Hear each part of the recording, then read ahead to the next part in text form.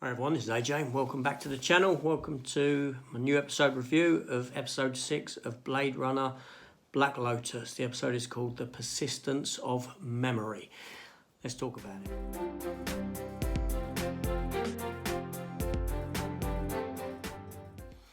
Okay, now in this review, I'm not going to go into talking about how the animation on the characters bothers me, because we know that already from my previous reviews. However, the other animation is fantastic. Now, in this episode, we left off last episode with Elle heading towards the apartment of the woman who's the wife of the police chief who was involved, her and him were involved in the doll hunt. Now, this episode is primarily revolves around this.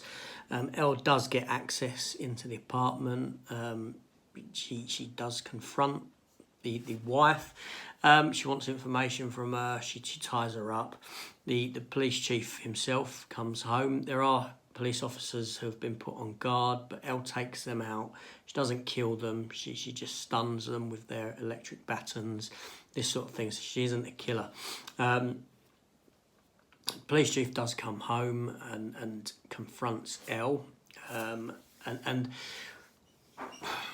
a fight ensues, like it would, and the police chief gets run through on Elle's samurai sword. She kills him, and in doing so, the police chief fires his gun and the bullet kills his wife. As this occurs, the police detective who's investigating the case, the woman, she turns up at the place. She does hear the gunshots and the commotion. She runs in with Elle stood there with two dead bodies beside her. She's holding a gun on Elle, but then one of the police cars, the flying cars, not police one, comes up from outside the window, and an explosion occurs, and in jumps Marlowe, who's the Blade Runner that we were introduced into the previous episode. This culminates in a fight between him and Elle, which goes on for a decent amount of time, and it's for an animated fight. It's very well choreographed. It's it's a lot of fun to watch. It's a lot of hand to hand, all while there's a gun involved and this sort of a thing. As the fight progresses, a gas main gets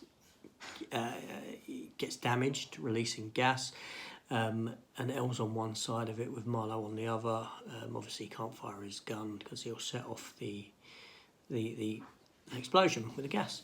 Although she uses her samurai sword to create a spark to set the gas alight, which blows up the apartment for the most part, knocks him out.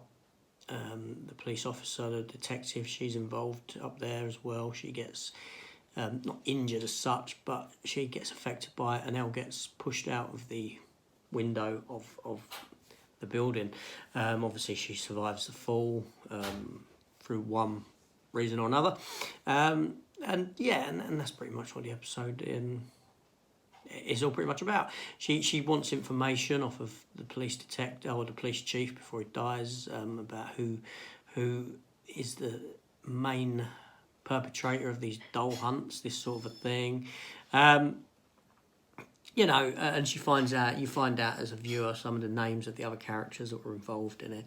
So inevitably what's going to happen is Elle's going to be going after these people, with Marlowe, the Blade Runner, going after her.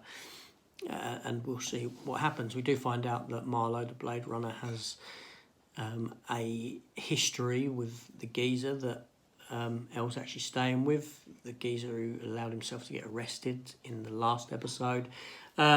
It's only briefly touched upon. Nothing. We don't know anything.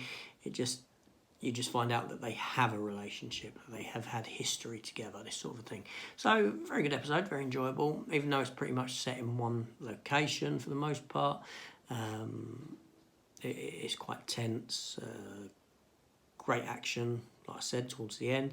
So, yeah, very good, a lot of fun. Great stuff. So, again, I will be watching next week, so come and join me and I'll give you a quick breakdown of my thoughts on the episode. So far it's an enjoyable series. the pacing is very much the same as the Blade Runner sort of film. It doesn't rush to get anywhere, but in that lies its charm. Anyway, this is AJ. Thanks for watching, and I'll see you on the next one. Take care all, and goodbye.